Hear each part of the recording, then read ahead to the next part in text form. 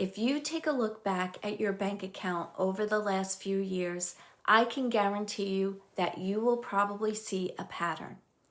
Maybe you've hit a certain number and hit an invisible ceiling, or maybe every time you finally save some money, an unexpected bill instantly shows up to take it away. And then we like to blame our job, and we blame our strategy, or the best, we blame the economy for this. But this is the simple truth. Your bank account is simply reflecting your energy and what your nervous system considers a safe baseline. Now, most financial advice treats money like a math equation. They'll tell you to cut back on your spending, build a tighter budget, work more hours. But if solving a money pattern were just about math, anybody that has a calculator, and everybody has a calculator on their phone, they would be wealthy. Your money loop isn't about your strategy, it's about your energy and your safety. So when you grow up or spend years dealing with financial stress, your body learns to normalize that struggle. And if you've been conditioned to be a good girl, that's taught you that you have to work yourself to the bone to earn your keep.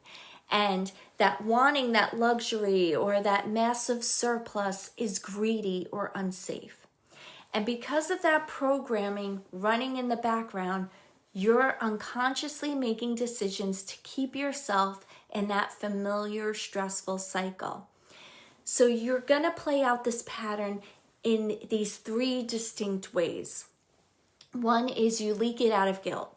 So you're undercharging for your time, you're not asking for that raise you deserve, you're saying yes to those financial obligations you can't afford, simply because saying no feels too uncomfortable.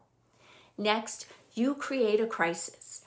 The moment you experience a little bit of ease or extra cash, your brain starts to panic because it feels unfamiliar, and then you find this immediate reason to spend it or lose it just to get back to that familiar stress of survival mode.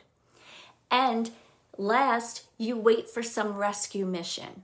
You're looking outside for validation or some lucky break to fix your finances instead of standing firmly in your own shoes and commanding your worth. Now, you cannot think your way out of a money pattern that is wired into your body. To change your pattern, you have to change your tolerance for holding a surplus. And a powerful woman handles her wealth by changing her internal standards first. She's not waiting until she has millions to feel secure. She learns to look at her current numbers with a calm, steady focus. When she sets a higher price or saves a surplus, she doesn't rush to apologize or spend it. She breathes through the awkward tension of having more than enough, and she lets her system get used to the feeling of ease and of safety. Money doesn't respond to desperate needs. It responds to the identity you choose to embody today.